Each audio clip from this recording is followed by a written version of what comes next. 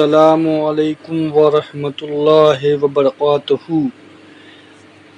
حجاج بن یوسف کے بارے میں کہ وہ کس طریقے کا شخص تھا، تو حجاج بن یوسف کے ظلم اور اس کا انجام عبداللہ بن زبیر رضی اللہ عنہ انجینئر محمد علی مرزا نے اس کے بارے میں بتایا ہے کہ وہ کس طریقے کا شخص تھا اور کیا ظلم کرتا تھا۔ اس کے بارے میں ساری تفصیل جو ہے ہمیں انجینئر محمد علی مرزا بتائیں گے، اور اللہ رحم کرے سارے مسلمانوں پر، جہاں بھی مسلمان پریشان ہیں، جہاں بھی ظلم ہو رہی ہے مسلمانوں پر، اللہ ان کی حفاظت کرے، آمین ثم آمین۔ علی بھائی اگلا سوال ہے، حجاج ابن یوسف کون تھا؟ سنا ہے بڑا ظالم تھا، اور یہ بھی سنا ہے کہ قرآن حکیم کے اعراب یعنی زیر زبر پیش بھی اسی نے لگوائے تھے۔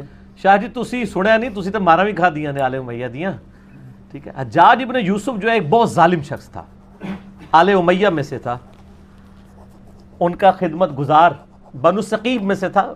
آل امیہ سے مراد ہے کہ امیہ والا تھا، خود وہ یعنی بنو امیہ میں نہیں تھا، بنو ثقیف میں سے تھا۔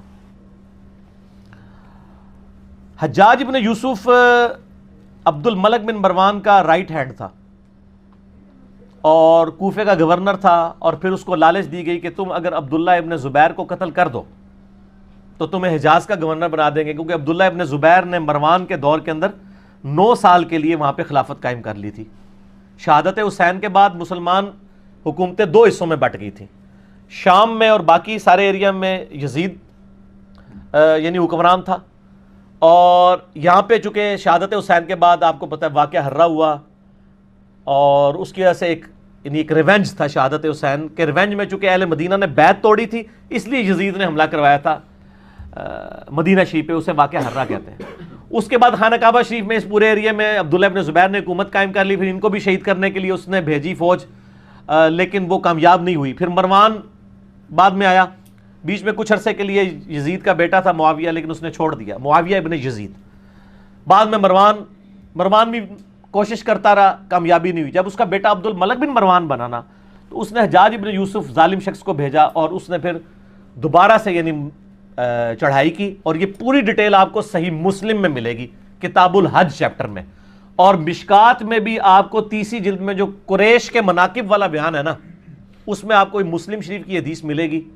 ایک حدیث یہ ملے گی کہ نبی علیہ السلام نے فرمایا بنو ثقیف میں ایک کذاب اور ایک ظالم شخص پیدا ہوگا، ایک کذاب اور ایک ظالم۔ کذاب کے بارے میں یعنی لوگوں کا دعویٰ ہے مختار ثقفی، ہمیں کوئی دلیل نہیں ملی، ترمذی سے ایک لے کے آتے ہیں، لیکن وہ امام ترمذی نے کہا ہے کہ کہا جاتا ہے، کہا تو بہت کچھ جاتا ہے، سند بیان نہیں کی ہے۔ بہرحال اسما بنت ابی بکر سیدہ عائشہ کی جو بڑی بہن تھی، انہوں نے کہا کہ یہ جو بنو ثقیف کا ظالم ہے وہ حجاج ابن یوسف ہے، یہ صحیح مسلم میں، اور پوری حدیث مسلم شریف میں مشکات میں 30 جلد میں آپ کو ملے گی پوری ڈیٹیل حدیث، کہ عبداللہ ابن زبیر کو اس نے شہید کروا دیا، اور مکے کے دروازے پہ اس نے ان کی لاش ٹانگ دی عبرت کے لیے، نعوذ باللہ، صحابی رسول کی، عام صحابی نہیں، صحابی رسول کا بیٹا، عشرہ مبشرہ حضرت زبیر کا بیٹا، حضرت عائشہ کا بھانجا اور سیدہ اسما کا بیٹا۔ اور یہ وہ شخص ہے، بخاری شریف میں آتا ہے کہ جی کفار مکہ کہتے تھے کہ ہم نے بندھن کر دی ہے، مسلمانوں کی اولاد نہیں ہوگی۔ پہلا بچہ جو پیدا ہوا وہ عبداللہ ابن زبیر تھے۔ نبی علیہ السلام نے اپنے مبارک ہاتھوں سے ان کو گھٹی دی تھی کھجور کی، یہ گھٹی دینا بھی سنت ہے، صحیح بخاری میں آتا ہے، یہ عام بندہ نہیں ہے۔ ان کی لاش ٹانگ دی، عبداللہ ابن عمر وہاں سے گزرے اور کہا کہ اے ابو خبیب تم پر سلام ہو، یہ ان کی کنیت تھی، اور ان پر سلامتی بھیجی، اور کہا کہ یہ جو آل امیہ کے لوگ ہیں تمہارے بارے میں جھوٹ بولتے ہیں، تم ایسے نہیں تھے، تم بہت عبادت گزار تھے، تم بہت نیکوکار تھے، اور میں تمہیں منع کرتا تھا، یعنی وہ عبداللہ ابن زبیر کو منع کرتے تھے کہ آپ حکومتی معاملات میں نہ پڑیں، ذرا ان کی پیسو نیچر تھی، ان کی ایکٹیو نیچر تھی۔ تو بہرحال یہ وہ پڑھ کے چلے گئے وہاں سے، تو بعد میں حجاج بن یوسف کو کسی نے بتایا کہ عبداللہ بن عمر نے تو بڑے تعریفی کلمات یہ زیادہ بات ہے حجاج ابن یوسف نے بعد میں عبداللہ بن عمر کو بھی قتل کروا دیا. آل امیہ نے کسی کو نہیں چھوڑا, جو ان کے حاکم بھی تھے ان کو بھی شہید کروایا. یہ بھی صحیح بخاری میں آتا ہے حج والے چیپٹر میں کہ حجاج ابن یوسف تیمارداری کے لیے آیا عبداللہ بن عمر کی, کہا کہ مجھے پتہ چل جائے نا آپ کو کس نے مروایا ہے. یعنی وہ زہر آلود نیزہ مار دیا گیا تھا حج کے دوران, کیونکہ امیر حج یہ ہوتے تھے تو گورنر وہ تھا, وہ کہتا تھا منو امیر حج کیوں نہیں بنا دے, ٹھیک ہے. تو عبداللہ بن عمر کیوں امیر حج ہوتے ہیں؟ تو عبداللہ بن عمر نے فرمایا میرا قاتل وہ ہے جس نے احرام کی حالت میں آلات جنگ لانے کی اجازت دی ہے. یعنی تو اب ڈائریکٹ تو نہیں کہہ سکتے تھے نا, ظالم آدمی تھا, تقیۃ نہیں انہوں نے ایک بات کی, میسج کنوے کر دیا. تو وہ مسلم شریف کی اس حدیث میں آتا ہے کہ جب وہ عبداللہ بن عمر چلے گئے تو حجاج بن یوسف کو کسی نے بتایا, تو اس نے پھر کہا کہ ٹھیک ہے عبداللہ بن زبیر کی لاش اتار کے یہودیوں کے قبرستان میں پھینک دو. یہ وہ لوگ ہیں سر, یہاں لوگ آل امیہ کانفرنسز کروا رہے ہیں, یہ صحابہ کی لاشوں کو ان لوگوں نے, یہ مسلم شریف ہے سر, یہ موضوعات شریف نہیں ہے, یا یہ تاریخ شریف نہیں ہے آل امیہ اور آل عباس کی لکھوائی بھی. یہودیوں کے قبرستان میں لاش پھینک دی, اور پھر یہ کہا کہ اس کی ماں کو بالوں سے گھسیٹ کے میرے پاس لے کے آؤ. یہ مسلم شریف کے الفاظ ہیں. اور ماں کون ہے؟ حضرت عائشہ کی بڑی بہن اسما بنت ابی بکر. تو اسما بنت ابی بکر کو جب یہ پیغام پہنچا نا, تو انہوں نے کہا کہ ٹھیک ہے میں تو ان کا جی آپ کو بلا رہے ہیں وہ, اور اگر آپ نہ آئے تو بالوں سے گھسیٹ کے. بولے اعوذ باللہ تعالی. تو اسما نے کہا ٹھیک ہے پھر مجھے بالوں سے گھسیٹ کے لے کے جاؤ, میں نے تو نہیں جانا. اب وہ جو آئے تھے ان کو بھی شرم آئی کہ یار حضرت ابو بکر کی بیٹی ہے, یہ عائشہ کی بڑی بہن ہے, اور عبداللہ ابن زبیر صحابی کی ماں, اور بالکل شروع میں اسلام قبول کرنے والوں میں. تو پھر حجاج ابن یوسف غصے سے خود آیا. یہ پوری ڈیٹیل مسلم شریف میں, مشکات میں بھی آپ کو مل جائے گی. آیا غصے سے اور آ کے اسما بنت ابی بکر کو کہتا ہے کہ دیکھ میں نے تیرے بیٹے کے ساتھ کیا اشر کیا ہے. ایک ماں اس کے بچے کی لاش کو لٹکایا اتنے دنوں کے لیے, اور پھر آ کے یہ بات بھی کر رہا ہے. تو اسما بنت ابی بکر نے صحیح پھکی والا جواب دیا آگے سے. اس نے کہا دیکھ میں نے اس کو کیسا برباد کیا. اس نے کہا حجاج تو نے میرے بیٹے کی دنیا برباد کی ہے, اس نے تیری آخرت برباد کر دی ہے. تو نے میرے بیٹے کی دنیا برباد کی, اس نے تیری آخرت برباد کر دی. تو کامیاب کون ہوا؟ عبداللہ ابن زبیر. اور آگے مسلم شریف کے الفاظ ہیں کہ اسما بنت ابی بکر کہتی ہے کہ ہم نے رسول اللہ سے سنا تھا کہ بنو ثقیف میں ایک کذاب اور ایک ظالم پیدا ہوگا. کذاب تو ہم دیکھ چکے, ظالم تو ہے.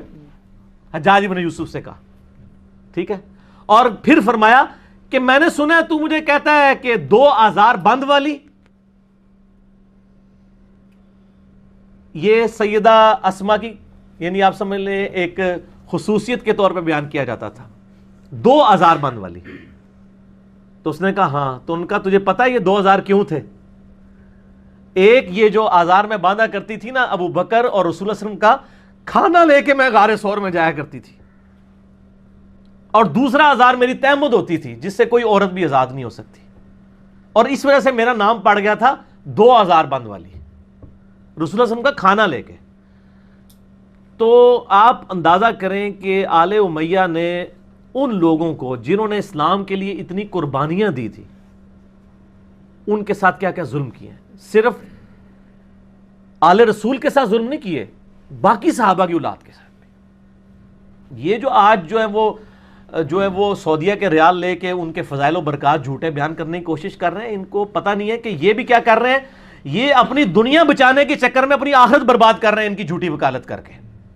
اور سر آپ کو حقائق اگر جاننے ہیں نا تو آپ یہ میرا ریسرچ پیپر پڑھیں, واقعہ کربلا کا حقیقی پس منظر 72 صحیح الاسناد احادیث کی روشنی میں. اہل سنت کی مین سٹریم کی کتابوں سے میں نے 200 روایتیں جمع کی ہیں, اکثر بخاری اور مسلم سے. تو یہ جناب حجاج ابن یوسف تھا اور یہ اس کی اصلیت تھی.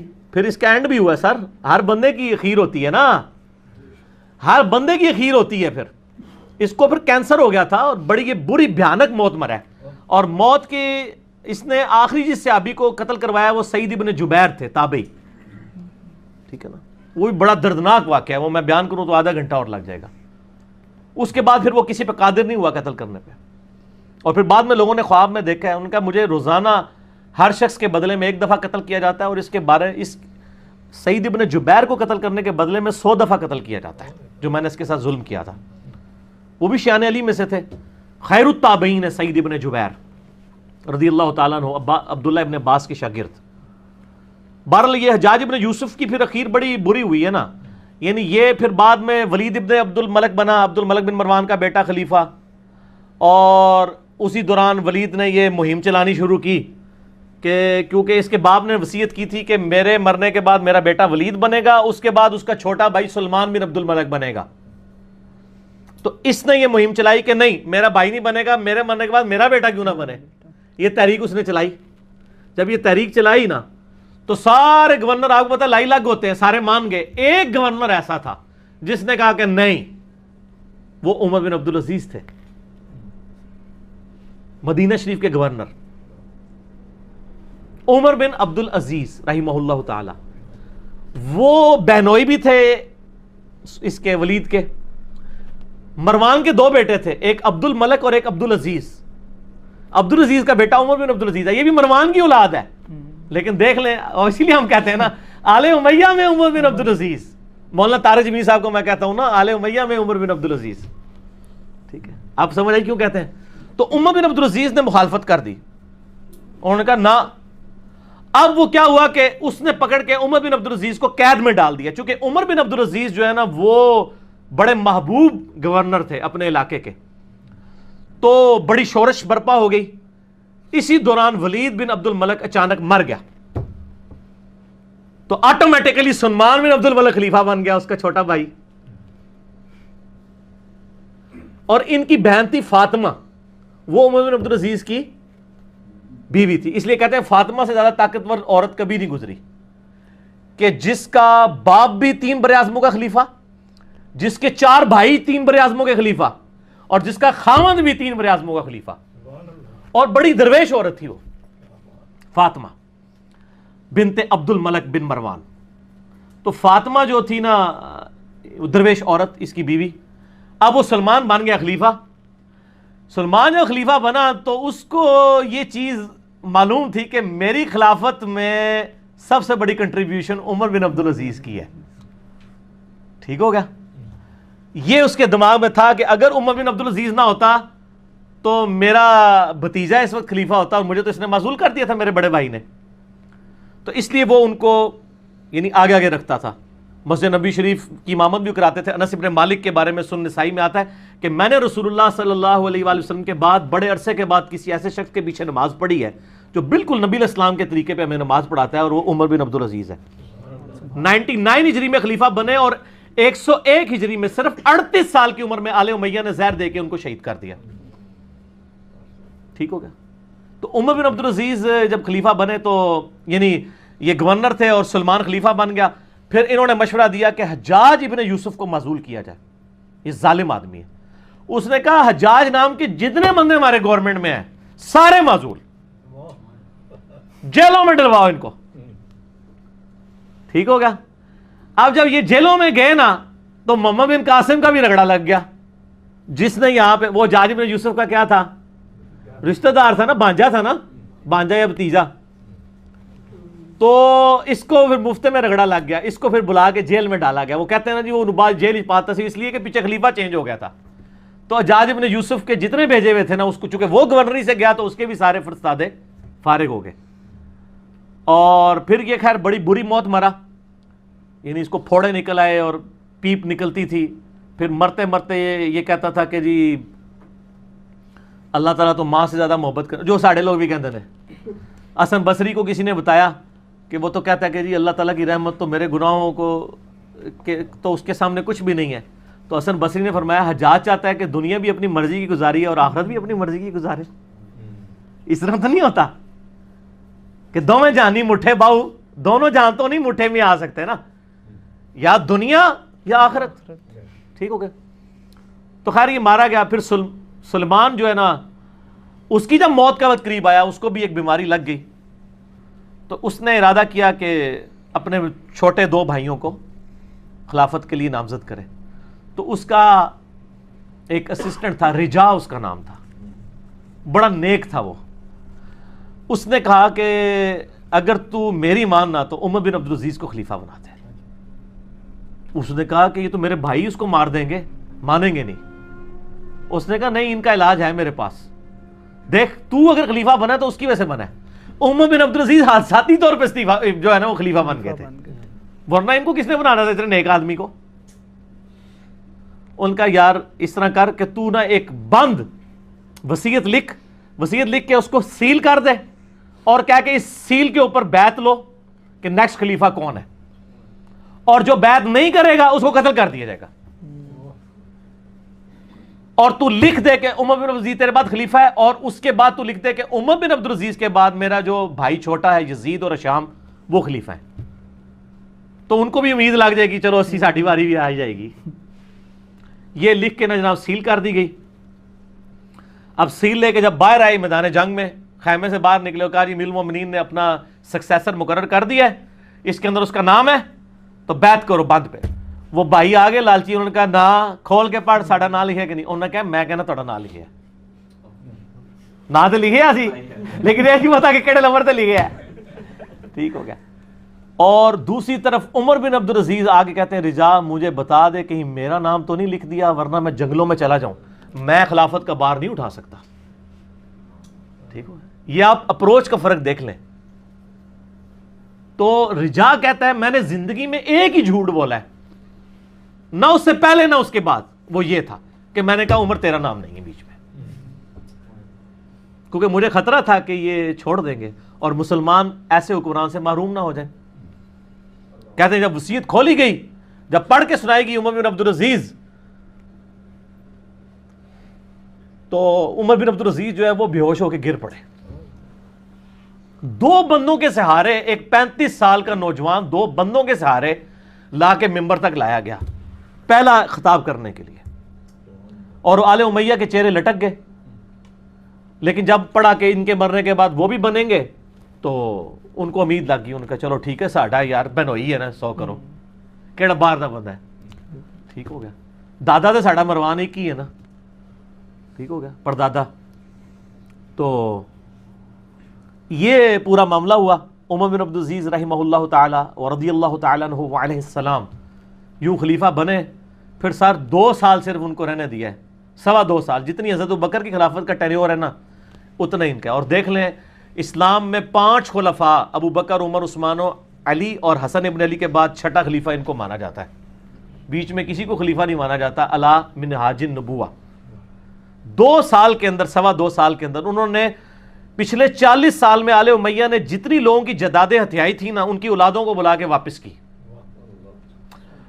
جو جاگیر فدق تھی وہ بنو ہاشم کے حوالے کر دی, اور ممبروں پہ جو پچھلے 60 سال سے سب و شتم ہو رہا تھا مولا علی پر, لعنت کروائی جاتی تھی, وہ بند کروا کے ان اللہ یأمر بالعدل والاحسان یہ والی آیت خطبے میں داخل کی.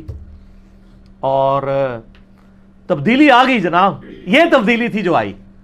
اور راوی کہتے ہیں کہ جی عمر بن عبدالعزیز جب خلیفہ بنے نا, اس سے پہلے تک یہ حالت تھی کہ لوگوں کی چوراہے پہ یہ گفتگو ہوتی تھی تیرے کتنے پلاٹ ہیں اور تیرے کتنے بنگلے ہیں اور تیری کتنی بیوی ہیں. اور جب عمر بن عبدالعزیز خلیفہ بنے تو چوراہوں پہ یہ گفتگو ہوا کرتی تھی کہ تو نے اس ہفتے کتنے نفلی روزے رکھے اور کتنا قرآن پڑھا. کیوں کہ جب عمر بن عبدالعزیز جمعے کی نماز پڑھانے کے لیے آتے تھے تو 10-10, 15-15 پیوند ان کے کرتے کے اوپر لگے ہوئے ہوتے تھے. تو لوگ کہتے تھے کہ یار یہ 3 براعظموں کا حکمران اگر اس حال میں رہ رہا ہے تو سر ہم کیا. میں یہی کہتا ہوں کہ آج اگر عمران خان صاحب پرائم منسٹر خود خطبہ دے رہے ہوں شاہ فیصل مسجد کے اندر سادہ سے شلوار قمیض کے اندر, تو شلوار قمیض خود بخود ہی فیشن بن جائے گا. ویسے وہ پہنتے شلوار قمیض ہی, مجھے بڑی خوشی ہوئی چائنا میں بھی اس نے شلوار قمیض پہنی ہوئی ہے, تو خود بخود یہ فیشن بن جائے گا. اتنی تبدیلی آئے گی. اور لوگوں کی یہ گفتگو ہوا کرتی تھی, گفتگو تک چینج ہوگی. حکمران سے کتنا فرق پڑتا ہے. خیر پھر یہ زہر ایسے حکمران کی طرح ہضم ہوتے ہیں, پھر ان کو زہر دے کے شہید کر دیا گیا. لیکن انہوں نے اتنی تبدیلی کر دی تھی, اسی لیے ان کو اسلام کا پہلا مجدد کہا جاتا ہے. یہ واحد مجدد ہے اسلام کی ہسٹری میں جس کو سنی اور شیعہ دونوں مجدد مانتے ہیں. اس کے بعد کسی مجدد پہ متفق نہیں ہے سوائے امام مہدی 12ویں مجدد کے, 12ویں خلیفہ کے. یہ ہیں وہ شخص عمر بن عبدالعزیز. چونکہ حجاج ابن یوسف کی بات تھی تو حجاج ابن یوسف کا انجام بھی بتانا تھا, اس کے ساتھ یہ ساری چیزیں جڑی ہوئی تھیں. تو میں نے بتا دی اس لیے. اچھا اس سوال کا بھائی دوسرا حصہ تھا کہ وہ جو کہتے ہیں قرآن حکیم پہ اعراب زیر زبر پیش ہاں بھی جی اسی نے اعراب لگوائے والا جو مسئلہ ہے نا حجاج بن یوسف والا، یہ بھی آل امیہ کا دعویٰ ہے. آپ امام قرطبی کی تفسیر اٹھائیں، انہوں نے تو کہا ہے کہ مولا علی کے جو شاگرد تھے ابو الاسود الدولی، انہوں نے مولا علی نے ان کو چیف جسٹس لگایا ہوا تھا کوفے کا، اور مولا علی کے کہنے پر انہوں نے قرآن پاک پہ زبر زیر اور پیش لگوائے تھے. اور یہ کوئی بدعت نہیں ہے، قرآن بدل نہیں گیا. جیسے آپ اردو میں دن لکھا ہو تو ہمارا بچہ بھی اسے دون یا دان نہیں پڑھے گا. عربیوں کو لو تو یہ زبر زیر کی ضرورت نہیں ہے، اجمیوں کے لیے لگوائے گئے تھے. اس کو بدعت کہنا جو ہے وہ بے وقوفی ہے. تو یہ سیدنا علی نے لگائے تھے، چونکہ آل امیہ ان کو نیچا کرنا چاہتی تھی، اس لیے انہوں نے پکڑ کے ادھر لگا دیا. اور اگر لگوائے بھی ہوں تو بخاری مسلم کی حدیث ہے کہ اللہ تعالیٰ فاسق سے بھی دین کا کام لے سکتا ہے، اس سے کوئی فرق نہیں پڑتا. دین کا کام تو اللہ تعالیٰ کسی سے بھی لے سکتا ہے، اصل وہ اپنے اعمال کے مطابق اٹھایا جائے گا. ٹھیک ہو گیا. بخاری مسلم میں وہ حدیث ہے نا کہ ایک شخص بڑا اچھا قتال کر رہا تھا، آپ نے فرمایا یہ دوست کی ہے. صحابہ کہتے ہیں ہمیں وسوسہ آیا کہ اتنا بہادر شخص دوست کی، اینڈ پہ زخموں کی تاب نہ لاتے ہوئے اس نے تلوار کھڑی کر کے اپنے آپ کو اس پہ گرا کے خودکشی کر لی. اور صحابی کہتے ہیں میں اس کے پیچھے تھا کہ یہ دوست کی کس طرح ہے، تو وہیں سے اس نے نعرہ لگایا صدق رسول اللہ صلی اللہ علیہ وسلم، رسول اللہ نے سچ فرمایا تھا کہ یہ دوست کی ہے. تو پھر آپ صلی اللہ علیہ وآلہ وسلم نے فرمایا کہ اٹھو بلال اعلان کر دو کہ آخرت کا دار و مدار خاتمے کے اوپر ہے. خاتمہ اس کا خودکشی کے اوپر ہوا ہے، اس لیے وہ یعنی حرام موت مر گیا نا. بظاہر وہ قانونی طور پہ صحابی بھی تھا، مجاہد بھی تھا، سب کچھ تھا، اللہ نے وحی کے ذریعے بتا دیا کہ یہ دوست کی ہے. تو یہ بڑا خطرناک معاملہ ہے. اللہم من احییتہ منا فاحیہ علی الاسلام ومن توفیتہ منا فتوفہ علی الایمان. آمین.